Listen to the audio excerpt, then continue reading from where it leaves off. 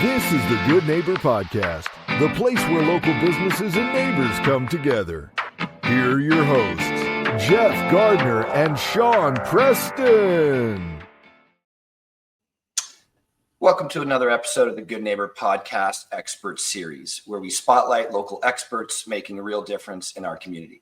Today, we're joined by the incredible team and owner of OCD Wellness, a specialized clinic right here in Simcoe County that helps individuals and families living with obsessive compulsive disorder and related conditions. They're known for their compassionate, evidence-based approach using treatments like ERP and ICBT and EMDR to help people reclaim their lives and find freedom from OCD. We're breaking down this conversation into 4 powerful segments, each exploring a key part of OCD Wellness's mission and approach. By the end, you'll have a deeper understanding of what OCD really is, how it's treated, and most importantly, why healing is possible. In this first segment, we're going to talk about what makes OCD Wellness different, and that is through specialized, evidence-based empathetic care for OCD. April, welcome to the show. I'm really interested to have this conversation. How are you? I'm good, thanks. How are you doing? Good. No, this one, as I was talking to you before the episode started, I love things about the mind.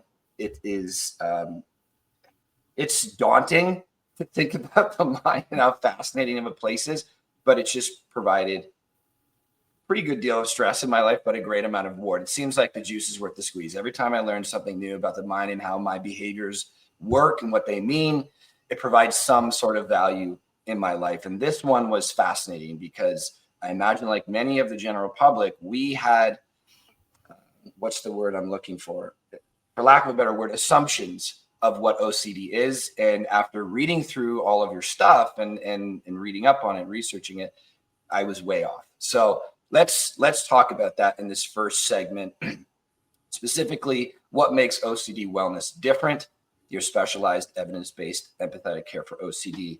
So let's start right from the top. What inspired you to start OCD Wellness? And specifically, what gap did you see in the mental health system that led to its creation? Yeah, absolutely. I think when it comes to working in community care, which I did prior to starting OC Wellness, you see a lot of holes in the system. I think we're trying very best to have as much mental health support in the community as possible. However, not everything is always caught under the umbrella of community support. And working in the community and in the hospital settings, I'd see people coming in with OC symptoms, whether they are experiencing symptoms but not diagnosed, or they're diagnosed and their symptoms are quite severe. Once entering, say, into the hospital system, there's not as much support as you would think for OC specifically. In Ontario, we do have Sunnybrook Hospital, which has an OC-specific treatment center, and there is the Ontario Structured Psychotherapy Program that also offers some support. The downfall with this is there's a big wait list for support, as these are just 2 agencies that are supporting OC specifically. So it leaves a lot of individuals struggling to access support. And again, as I mentioned, a lot of people go undiagnosed, not even knowing that it is OCD. So this kind of comes from just lack of education in the professional setting of understanding what OCD is in relation to anxiety or any other display of some type of symptom. So OC really kind of is a sneaky one. It's hard to catch at times, especially if you don't have that specialty or that knowledge to do so. And unfortunately, the general treatments you would offer for, say, anxiety can worsen OCD. So when we're going into, say, again, the hospital setting, of course, there's that medication support. But when it comes to the therapy aspect and somewhere for someone to be referred to after, it's very limited. It gets even worse for kiddos. There really isn't much support at all for children in Ontario. We often have clients going to the States for treatment because of the lack of support. Yeah, it's interesting. Many of the listeners on the show know that I have experience in the addiction clinical setting as a peer support counselor, but we found the same thing. Very limited access, many different approaches, some helpful, many not. So it wasn't surprised to see. I think we live in a great country. I think it has its pros and cons, but it seems like when it comes to the mind and behavior and things like that, it's just there's limited access. Mhm. So you notice that when you were working in the mental health industry, that there are some good programs, but they're just so hard to get access to. But then you noticed even more so for children, even more limitations. So you found that gap, created OCD Wellness. What I'm wondering is, like, prior to that, even though I see gaps out there in the world all the time, doesn't mean that I'm going to start my own business in that, because that's a huge commitment, a massive endeavor, a lot of effort and a lot of struggle. What did you have to go through to, is there a certification? Is there a license, something like that? And what made you decide that this thing is going to be my thing, my way of impacting the world? Like, you were so committed once finding that gap to help support it. What do you think led to that? Yeah, absolutely. I think there's a couple pieces in there. I think just personally, when I was working in the community setting, as much as I loved crisis work, because that was kind of my area and expertise at the time, it just it wasn't something I saw for myself long term. And I was kind of sitting back trying to figure out, like, what is my next step? What is it that I would enjoy doing and feel that, is kind of my like calling or where I belong in like the treatment setting and being a social worker. And I knew I was always like a behavioralist. I'm someone who's very hands-on. I believe in action and engaging in like behavioral type therapies, which is exactly what exposure and response prevention therapy is. And I just, had so much understanding and sympathy for OCD symptoms, like someone who's experiencing OCD. It's just such a difficult challenge to be going through. It is one that almost like feels pretty invisible because of the lack of knowledge and education around it. And it was just something that was, just really pulling at my interest in being a support. So I had this personal interest in again, being a behavioralist type of therapist, very hands-on. Exposure therapy, we're not always sitting in the office. We're going out, we're doing things, like we're reclaiming our life. And that just matches my personality quite a bit. So it allows the therapy to just come out very naturally for me. And then when it came to treatment and gathering training to be able to do it, I actually went to the States. This was kind of like right before, like pre-COVID, where the trainings were only offered in person. So I went to the University of Pennsylvania, which is actually where Edna Foe, she provided our training. Edna Foe helped develop or kind of coined ERP at the University of Pennsylvania back in, I believe it was like 1970, 1980. So I got trained by like the best. The Edna Foe was the one training at the University of Pennsylvania. Prior to that, I believe ERP came about in the 1960s, but again, is much more heavily studied and coined to be known as ERP by Edna Foe and her team at the University of Pennsylvania, which is again where I got trained. So yeah, I hope that answers your question, but just in the sense of, I just, something that just personally sat with me that I really wanted to move forward with. And then I made sure to access the proper training in order to provide that gold standard treatment. Yeah, sometimes unexplainable why we get interested in things. Sometimes we feel a pull towards certain things, a calling. Some people use that term. But either way, you're here, you're helping people. And yeah, I think it's great. Okay, so let's talk about misunderstandings, misdiagnose, myths, these types of things. When people think of OCD, what is most often misunderstood, misdiagnosed in traditional therapy settings? What that gap that you saw, essentially, what are you finding out there? I find like the media doesn't help. It is getting better. I think there are some really great movies that truly portray OC quite well, or, especially with just social media in general, there is more knowledge coming out, more people speaking up about their experience about OCD, which is really great. But prior to that, and I think still now it's not catching everyone, that the stereotypical idea of what OCD is like cleaning and organizing. And although that is a part of OCD, that isn't the whole story of OCD. You could be experiencing a wide range of things, like anything the human could fear is something that OCD can grab onto. And so I think there's this like misconception on how it's displayed in what the symptoms are. And so you're missing all these other catches. And I think often people understand OCD as something that's like illogical, which it is, but it can almost be Did you like say logical or illogical? illogical, yes. And it can almost be like justified in a way, like, well, like this worry is a logical thing to worry about, so it wouldn't be OCD. Right. And I think the argument to that is like, yes, the initial thought, the initial concern is logical.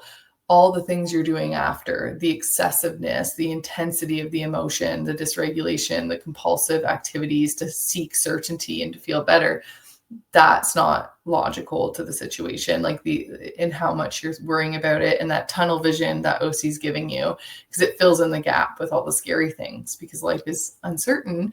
And so as you seek certainty, the OC is filling in the gap as much as it can to have that. So I think it's, a lot of pieces are missed in understanding the OCD in regards to how it presents overall.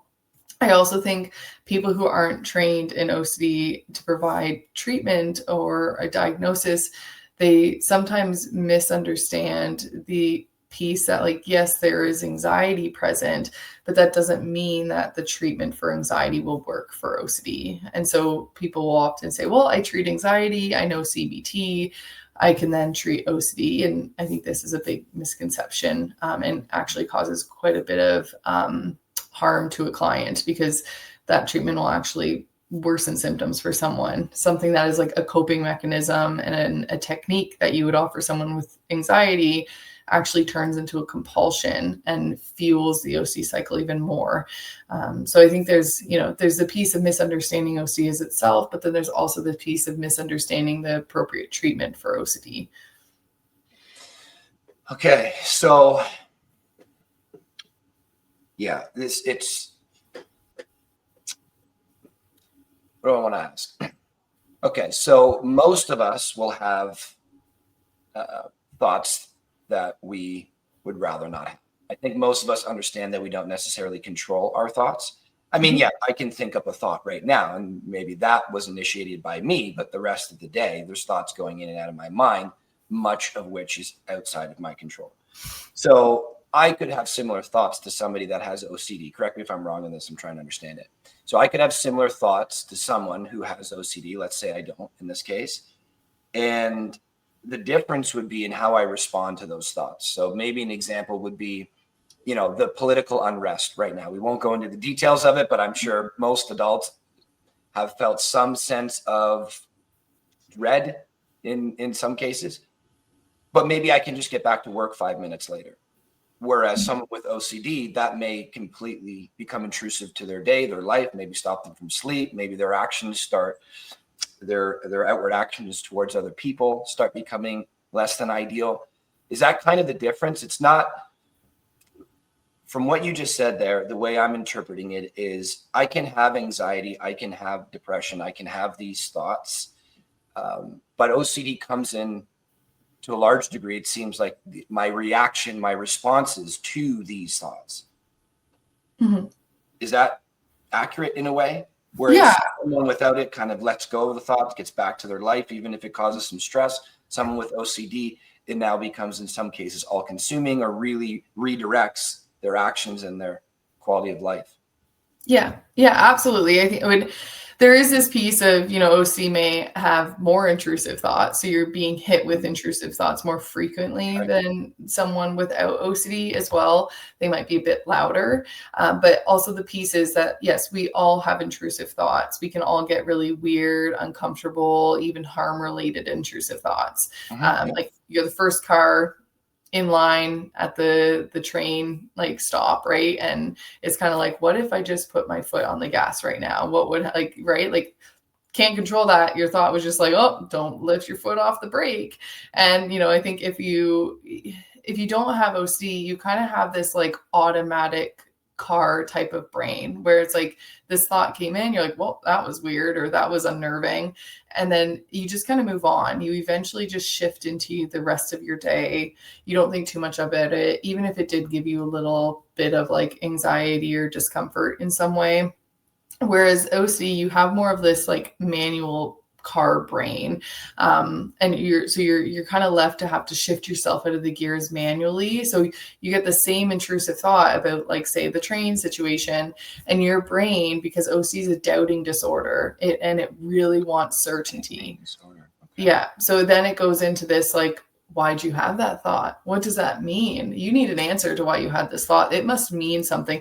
What if you actually did it? And then you're going to feel as a compulsion, like a safe compulsion is any mental or physical behavior you do to relieve the distress from the worry. So compulsion may be that you hold your foot on the brake a little bit tighter because, like, you want to make sure you feel safe because now you don't trust yourself. But prior to this thought, you didn't need to hold it tight, right? So you're holding your foot on the brake a little bit more. You're holding, like, the steering wheel. You're very attuned and, like, aware of your surroundings to make sure that, like, you're not going to do anything. Maybe you're doing self-talk and reassurance to say, I don't want to, everything's going to be okay, that it was just a thought, everything will work out, I'm safe.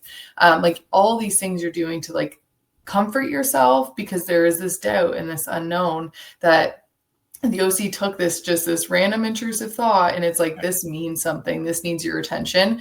And you can see all those things I just mentioned, it gave attention to it. And if we give attention to something, we're sending the message to our brain, hey, thanks for that intrusive thought. That was actually important. I did need to take action on it. So keep doing it. Exactly. And so it might show it in a different way, because that one experience at the train, you can have 10 people who all have OC symptoms. It could go 10 different ways. Right. It could pick at 10 different core fears, right? Like, one might be the fear that you're going to cause harm to people on the train or other people on the other side of the train. One might be a self-harm situation. Like, it could be anything that it grabs onto. And so that core fear, it's then going to, if we're engaging in our compulsions as a safety and trying to figure out the answer and the certainty to why you had that intrusive thought, which is, there isn't one, you just had an intrusive thought, but because you're trying to figure it out, your brain's going to analyze, it's going to take apart your life. It's going to be like, well, if, like, I had this and this might mean I'm not safe, can I be trusted to drive all the way home? Like, well, when I get home, can I be trusted to cut up the vegetables? And now it's you're giving it more and more and more material. And it's now become this thing that you're bombarded with intrusive thoughts all day. You don't trust yourself with anything. Like, the OC is now the narrative to your life and not you. Yeah, man. That was, I appreciate you explaining it that way. That's much more understandable for me. Before we move on for this segment, let's talk about, at least touch on it. We don't have to go into details on this one because we will again, but let's talk about the treatments. Mm-hmm. Read about a few. It seems like there's about 3 to 4 core pillars to treatment, at least 3 anyways. Can you touch on what those are, the acronyms, what they mean? Yeah, so there's really, there's exposure and response prevention therapy. So ERP, that's when we're looking at exposing one to their fear. So anything that's become a trigger with the OCD and impacting your ability to live your life, or you kind of fall into mental or physical compulsions because of it, we want to physically, like, behaviorally expose you to that trigger. And we're teaching your nervous system and teaching those thoughts that they don't need attention. And so you're just going to sit in it and you're not going to do those compulsive behaviors. And what we know is what comes up must come down. So that anxiety is, of course, going to come up. You're sitting in this feared situation, this trigger, everything in your brain, all the alarms are going off. But the thing is, they're false alarms. They're false alarms from the OCD.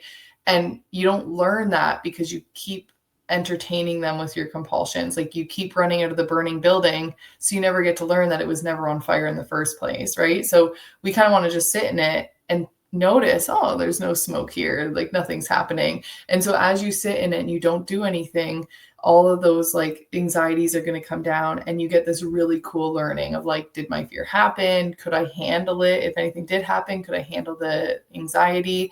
Can I live life even if I have these intrusive thoughts and anxiety? So you're building muscle and tolerance to the unknown, to the anxiety, in order to, like, regain your life and be able to continue to live through your life. The hope too is that you see a reduction in how much your brain brings up the thoughts, because again, you're no longer saying, hey, thanks, that's needed. So it's going to be like, oh, April doesn't need this anymore. Jeff doesn't need this anymore. I'm going to slow it down and not bring it forward anymore. So Yeah, exposure therapy is about exposing you to those fears. The big piece is that you want to know what your core fear is. Like, it's not about the superficial things you're doing, the superficial triggers you have. There's often a deeper core fear that's happening that we want to make sure we really identify and face that, or else we're just going to kind of be chasing its tail. So that's also a big piece of it all. The other treatment is known as inference-based CBT. So inference-based CBT, it looks more, it's more of a cognitive therapy, and it looks more at like the inferences of like what you see around you. And it kind of wants to grab more at like your sensory experiences.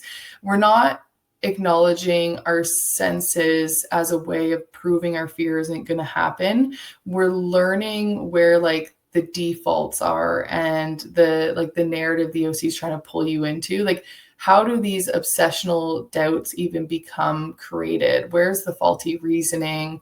What we call is like inferential confusion. So we're pulling on imagination to answer like why I had this intrusive thought or why I had this body sensation, instead of pulling on actual facts and like sensations and sorry, I should say senses. And so we're really kind of teaching that and being able to say, okay, like I have a decision here. I could either fall into the OCD bubble of like the imagination where the inferential confusion is, or I can pull on my senses to keep myself in this moment. Like OC thrives off of the past and the future. It doesn't really like exist as much in the present, and like just being present, because you're no longer seeking an answer, you're just being in the moment, right? So that's what we're really kind of learning both for ERP and ICBT. But ICBT is more this like cognitive piece of like we're going through life and we're learning where these obsessional doubts are coming in, how they're created, and then how we make that decision on like, what am I going to pull at to give my attention to? Again, we're not using the senses to argue that your fear is going to happen or not. We're using it to bring yourself back to reality and only acknowledge the story that's true, not the imaginary one that the OC is pulling on. We do use like acceptance and commitment therapy, even like in aspects of ERP, like it's not really used on its own. And that's something where it's, again, we're letting the thoughts be, like they're going to float past us. They don't deserve our attention. We're just going to let them kind of go by and be there. These are all really like small, brief ideas of like what these treatments are, but just to give you a quick understanding. I know you did mention EMDR. EMDR is not utilized for OCD. I think there might be some specialists that will get heightened for that. But from OC Wellness's standpoint, EMDR is specifically for trauma. We also offer prolonged exposure for trauma. These two treatments are the reason our clinic offers them is because we do often see trauma and OCD coexisting. And OC Wellness, like although we do specialize in OCD and that is our go-to, we recognize as a human, you come with all sorts of things, right? Like that there's going to be these comorbidities that are existing when you show up to our office. And so we build this relationship. We're supporting you with the OCD.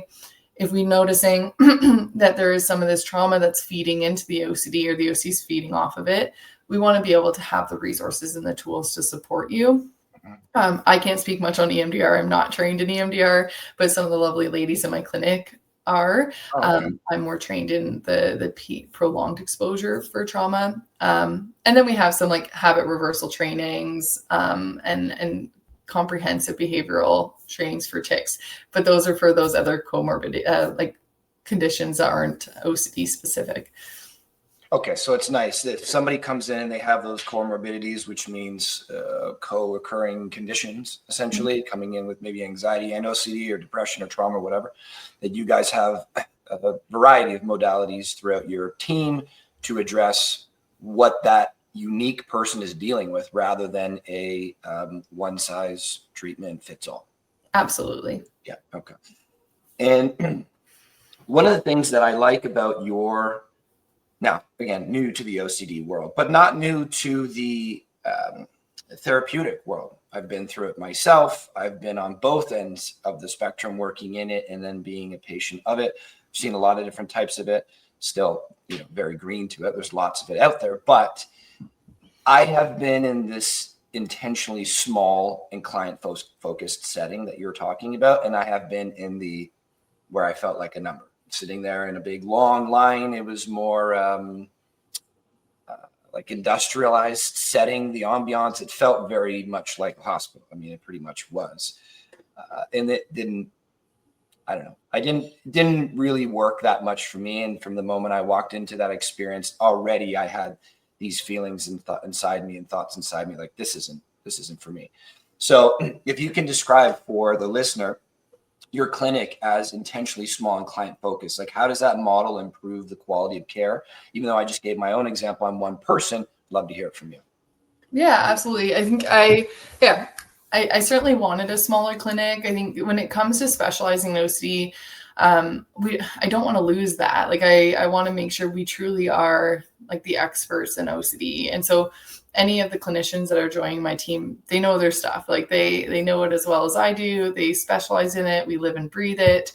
And again, recognizing that there's other modalities, or I should say treatments, that we bring in to support as well. Again, when there's skin picking, hair pulling, tics, like all these other present concerns that we see that coexist with the OCD. And so making sure that I have a team that truly understands it. Like I think the worst thing for me as a practice owner would be having someone come in and feeling like their OC wasn't understood. The journey to find OC treatment is very exhausting, very difficult. Like often you are going and getting treatment that doesn't work for the OC or worsens your symptoms, or it takes you years to find the courage to seek out support because it is so scary. Like some of the intrusive thoughts that you have, they're so taboo and they're ego dystonic, which means they go against your values and who you are as a person. So it feels yucky to be experiencing these. And it's like, what if it's not understood? What if someone also validates that I am a bad person, or they call the police, or they take my children away? Like all of these scary things to get you to seek support. So being like a small clinic that truly highlights that we understand it, and just having this warm approach is the hope that it brings people in and feeling comfortable to seek support, and they know that they're in really good hands in doing it. I think it is too just recognizing like you're not a number. Like we're not about stats and hitting numbers and all these things. Like you're a person and a human coming in for support. Like I adore each and every one of my clients. Like I enjoy my work. I enjoy talking to them. Like it just lights up my day when I get to speak to my clients and see their journey and how much they go through and improve over time. It's just such a wonderful experience. And I think you lose that as you become a bigger clinic. Like you lose the meaning behind it all, the authenticity, the human experience. And I think it's important to, stay small and on top of all of that. Yeah. And it's one of the things that we love about that small business ideology is that you get that care. I'm glad that's what you went for. As you know, many small business owners want to grow. And we get it. It's a logical desire, more impact. But we've all heard that the bigger you get, the lower individualization happens, and the lower customer service can lead to. So I like that that's your approach, especially when we're talking about really increasing the quality of somebody's life dramatically. It's not just like them going out and buying a trinket, like a plate or a bed or something. All of these things have an impact on somebody's life, but coming from my end of the spectrum, my world outside of marketing, the addiction side, we tried to be the same thing because it was life or death in many cases. And I don't know as much about OCD, obviously, so I don't know that I could say life or death, but certainly the quality of the life of somebody having OCD, I imagine could be not good. Mm-hmm. And with the right help, I imagine it could be a great existence. So that more personalized approach, I respect that you guys do that. Moving forward a little bit, for someone who's gone through therapy before and felt like it didn't work, what would you say to help them see that this can be different? Like you've touched on this a little bit before. If we could just unpack it a little bit more so that we're clear to the people that are like, you've gone through anxiety stuff before, you've gone through depression stuff before, maybe you worked on PTSD, maybe addiction is in there, maybe trauma is in there. And they just feel like they're hitting their head against the wall. I know I've spoken to many people that have felt that way. I felt that way before as well, until the answer was presented to me. So what makes this a little bit different so that they know, okay, I've tried these things, didn't work. Doesn't mean therapy doesn't work. I just didn't get the right. Yeah. Yeah. I think it's hard too, because I think, of course, you have to match with the therapist. And I think at OC Wellness, our biggest thing is, we have the 15-minute consults. And if you want a 15-minute consult with all of us, like, absolutely, like, we want you to connect with the person that you just feel would be right for you. We want to be mindful of me just saying that, like, OCD could just take that and run with it too, right? Because it wants the perfect person, but not for everyone either. So I think it's just kind of recognizing that we want to be able to offer the support as much as possible and finding the right fit. I completely just forgot your question. Oh, good. It's What was it again? Yeah, no, it's just brought more light to the show. Anyways, it was for people that have, for me, again, small sample size, but I've just heard this from so many other people practicing therapy. I remembered it already. Right? People think therapy doesn't work because they haven't gotten the right one. Yes. Yeah. And I think so what I'm kind of getting at is, I think the therapist is a big part of all of that, and just your ability to like connect with them.